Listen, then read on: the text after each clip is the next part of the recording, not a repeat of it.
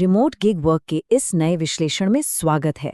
Internet पर आजकल ऐसे दावों की बाढ़ सी आई हुई है ना, जहां घर बैठे आसान काम करके हजारों कमाने के सपने दिखाए जाते हैं। लेकिन 2026 में एआई माइक्रोटास्किंग की असली जमीनी हकीकत कुछ और ही है। आज के इस एक्सप्लेनर में हम सीधे उन फोरम चर्चाओं, ट्यूटोरियल्स और स्रोतों के अंदर गोता लगाएंगे जो OneForma और UHRS प्लेटफॉर्म्स की आज की असलियत बयान करते हैं। क्या ये वाकई एक शानदार मौका है या फिर एआई ने सच में इंसानों की जगह ले ली है? चलिए मिलकर समझते हैं। इस पूरे सफर को कुछ खास हिस्सों में बांटा गया है। सबसे पहले OneForma के असली अवसरों को देखेंगे, फिर बात करेंगे कि यहाँ अकाउंट कैसे बनाया जाता है और इसके मुश्किल भाषा परीक्षणों को कैसे पार किया जाए। उसके बाद सुरक्षित भुगतान कैसे प्राप्त करें, इस पर चर्चा होगी। और सबसे आखिर में 2026 में UHRS की कड़वी सच्चाई क्या है, इसे भी डिकोड करेंगे। तो चलिए बिना किसी देरी के पहले हिस्से की ओर बढ़ते हैं और देखते हैं कि OneForma आखिर किस तरह के अवसर लेकर आता है। सबसे पहला सवाल जो दिमाग में आता है वो यही है कि ये प्लेटफॉर्म आखिर है क्या चीज़। आसान भाषा में कहें तो OneForma एक ऐसा ब्रिज है जो दुनिया भर के फ्रीलांसर्स को रिमोट एआई और डेटा से जुड़े कामों से जोड़ता है। और इसकी सबसे कमाल की बात क्या है, इसके लिए किसी प्रॉक्सी या वीपीएन की बिल्कुल भी जरूरत नहीं होती। जी हाँ, लोकेशन छिपाने का कोई झंझट नहीं। ये ग्लोबल स्तर पर काम करता है, मतलब दुनिया के किसी भी कोने से कोई भी इंसान जुड़कर इन प्रोजेक्ट्स के लिए बेझिझक आवेदन कर सकता है। अब बात करते हैं कि यहाँ काम किस तरह के मिलते हैं। यहाँ सच में वैरायटी की कोई कमी नहीं है। डेटा लेबलिंग से लेकर ऑडियो ट्रांसक्रिप्शन और एआई को ट्रेन करने वाले UHRS माइक्रोटास्क तक सब कुछ मौजूद है। लेकिन यहाँ एक खास काम का जिक्र करना बहुत ज़रूरी है, मैप इवैल्यूएशन। ये एक ऐसा टास्क है जहाँ स्थानीय भूगोल और सर्च रिजल्ट्स की प्रासंगिकता को रेट करना होता है। इसमें इंसानी समझ और स्थानीय ज्ञान की ज़रूरत आज भी उतनी ही है जितनी पहले थी। अगर कोई शुरुआत कर रहा है तो अनुभव बटोरने के लिए ऐसे टास्क एक बेहतरीन लॉन्चपैड साबित हो सकते हैं। अब उस चीज़ पर आते हैं जो सबको सबसे ज़्यादा आकर्षित करती है, कमाई। इंटरनेट पर कई रिव्यूअर्स ने बताया है कि कुछ विशेष प्रोजेक्ट्स जैसे कि फ्रेंच ट्रांसक्रिप्शन में प्रति घंटे $91 तक का भुगतान देखा गया है। $91 एक घंटे के। ये सुनकर उत्साह बढ़ना लाजमी है, लेकिन इन तक पहुंचने का रास्ता इतना सीधा नहीं है। इसके लिए एक बेहद ही सटीक और सख्त प्रक्रिया से गुजरना पड़ता है। और यही बात हमें दूसरे हिस्से की तरफ ले जाती है, अकाउंट बनाने की वो सटीक प्रक्रिया। आइए इसे स्टेप बाय स्टेप समझते हैं। शुरुआत में बेसिक जानकारी और ईमेल OTP दर्ज करना होता है। ये तो आसान लगता है, लेकिन इसके तुरंत बाद एक बहुत ही सख्त नियम सामने आता है। सुरक्षा कारणों से गूगल या माइक्रोसॉफ्ट जैसे ऑथेंटिकेटर ऐप का इस्तेमाल करना यहाँ बिल्कुल अनिवार्य है। स्क्रीन पर दिए गए QR कोड को स्कैन करके इसे लिंक किए बिना अकाउंट सेटअप पूरा ही नहीं किया जा सकता। कई लोग बस यहीं आकर अटक जाते हैं, इसलिए इस तकनीकी पहलू को समझना बहुत क्रूशियल है। ऑथेंटिकेटर ऐप सेट करने के बाद पहचान सत्यापन यानी आइडेंटिटी वेरिफिकेशन का दूसरा चरण शुरू होता है और टास्क्स को अनलॉक करने के लिए ये बहुत ही महत्वपूर्ण है। फ़ोन नंबर वेरीफाई करने और अपनी मूल भाषा जोड़ने के बाद एक वैध माइक्रोसॉफ्ट अकाउंट लिंक करना होता है। यहाँ एक बहुत बड़ा कैच है, ये अकाउंट केवल और केवल @hotmail, @outlook या @MSN डोमेन का ही होना चाहिए। कोई और ईमेल यहाँ बिल्कुल काम नहीं करेगा और ये एक छोटी सी चूक पूरे आवेदन को रोक सकती है। अकाउंट तो बन गया, लेकिन असली चुनौती तो अब शुरू होती है।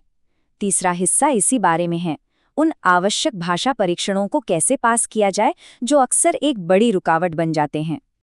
अगर हम प्लेटफॉर्म के फोरम्स पर नज़र डालें तो वहाँ एक भारी उलझन साफ दिखाई देती है। जब कोई सर्टिफिकेशन पेज खोलता है तो दर्जनों वैकल्पिक भाषाओं और प्रोजेक्ट सर्वेक्षणों की एक लंबी चौड़ी लिस्ट सामने आ जाती है। ये तय करना सच में मुश्किल हो जाता है कि आखिर शुरुआत कहाँ से करें। लेकिन अनुभवी वर्कर्स ने इसे डिकोड कर लिया है। उनके अनुसार अगर लक्ष्य अंग्रेजी UHRS टास्क को अनलॉक करना है तो केवल 2 मुख्य टेस्ट ही अनिवार्य हैं। पहला वेलकम टू OneForma और दूसरा UHRS लैंग्वेज टेस्ट इंग्लिश। बाकी सब पूरी तरह से ऑप्शनल हैं। अंग्रेजी भाषा के परीक्षण से जुड़ी एक बहुत ही अजीब लेकिन बेहद ज़रूरी टिप कम्युनिटी के दिग्गजों से मिली है। टेस्ट के दौरान एक निर्देश आता है, अतिरिक्त शब्द को डिलीट करें।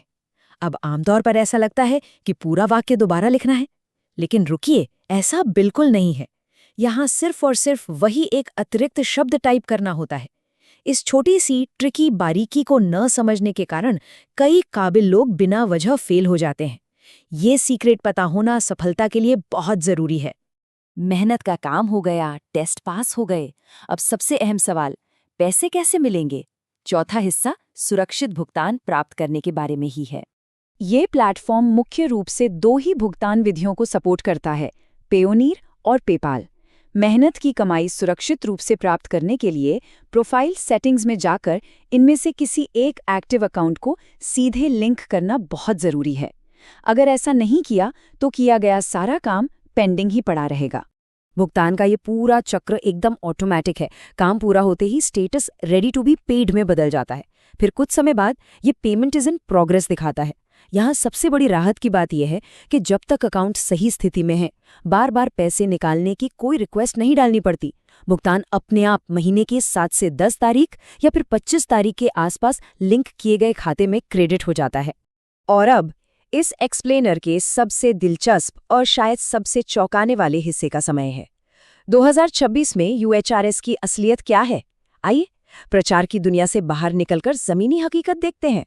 अनुभवी यूजर्स के बीच जो चर्चाएं हो रही हैं, वे सच में आंखें खोलने वाली हैं। एक यूजर का सीधे कहना है कि प्लेटफॉर्म अब एक भूतहा शहर या घोस्ट टाउन जैसा लगने लगा है, और इसके पीछे की कड़वी सच्चाई ये है कि जिन एआई मॉडल्स को स्मार्ट बनाने के लिए क्राउड वर्कर्स ने दिन रात एक किए, आज वही एआई मॉडल्स इतने उन्नत हो गए हैं कि वे खुद इस काम का एक बहुत बड़ा हिस्सा संभाल रहे हैं। काम की मात्रा में भारी गिरावट देखने को मिली है। लेकिन कहानी सिर्फ एआई के कब्जे तक सीमित नहीं है। इनसाइडर रिपोर्ट्स और कुशल वेरीफाइड यूजर्स का दावा है कि प्रोजेक्ट मैनेजर्स जानबूझकर उन्हें काम से बाहर का रास्ता दिखा रहे हैं। ऐसा आरोप है कि प्लेटफॉर्म पर तकनीकी कमियां या ग्लिच पैदा किए जा रहे हैं ताकि अनुभवी वर्कर्स हताश होकर खुद ही काम छोड़ दें। और इसका कारण, ऐसा कहा जा रहा है कि मैनेजर्स अपने खुद के थ्रूपुट बोनस बचाना चाहते हैं। वे काम की मात्रा के आधार पर मिलने वाला ये अतिरिक्त पैसा किसी और के साथ बांटना नहीं चाहते। इतनी सारी नकारात्मकता के बीच अगर 2026 में कमाई का कोई एक आखिरी मजबूत और विश्वसनीय साधन बचा है तो वो है SBS यानी साइड बाय साइड टास्क। ये मूल रूप से एक तुलनात्मक मूल्यांकन है जहां 2 अलग अलग परिणामों की तुलना करनी होती है। कई रिपोर्ट्स इस बात की पुष्टि करती हैं कि केवल इसी टास्क के बलबूते कुछ चुनिंदा यूजर्स आज भी हर हफ्ते अच्छी खासी कमाई कर पा रहे हैं। ये स्क्रीन पर दिख रहा डेटा इस भारी विषमता को बखूबी समझाता है। एक तरफ SBS टास्क हैं जो अभी भी मजबूती से टिके हुए हैं और कमाई दे रहे हैं, वहीं दूसरी तरफ जेनरिक या सिनेरियो टेस्टिंग जैसे काम हैं जो अब पूरी तरह से टूट चुके हैं, उबाऊ हो गए हैं या बस खाली पड़े रहते हैं। सबसे बुरी बात तो ये है कि कभी-कभी इन टूटे हुए टास्क्स को करने की कोशिश में बिना किसी गलती के ही बैन कर दिया जाता है। इस बदलती और मुश्किल वास्तविकता के बीच एक और बड़ी परेशानी सपोर्ट सिस्टम की है। अगर अकाउंट में कोई गड़बड़ी हो जाए तो मदद मिलने में हफ्तों लग जाते हैं। कुछ मामलों में तो 20 से ज़्यादा ईमेल भेजने के बाद भी कोई जवाब नहीं मिला। इसलिए अगर कोई भी समस्या आती है तो सीधे dgs_project_tasks@pacteraedge.com पर संपर्क करने की सलाह दी जाती है। लेकिन हाँ, इसके लिए काफ़ी धैर्य रखना होगा। इन सभी तथ्यों और ज़मीनी हकीकतों को देखने के बाद एक बहुत ही गहरे और विचारोत्तेजक प्रश्न पर आकर खड़े हो जाते हैं। जिन गिग वर्कर्स ने अपनी दिन रात की मेहनत और डेटा फीडिंग से इन एआई मॉडल्स को इतना समझदार बनाया, क्या वही मानव माइक्रोटास्किंग इन एआई मॉडल्स के युग में अपना वजूद बचा पाएगी? क्या क्राउड वर्कर्स ने जाने अनजाने में खुद को ही इस खेल से बाहर कर लिया है? ये सच में गहराई से विचार करने वाला विषय है। आज के इस एक्सप्लेनर के लिए बस इतना ही। इस जटिल विषय को हमारे साथ डिकोड करने के लिए धन्यवाद।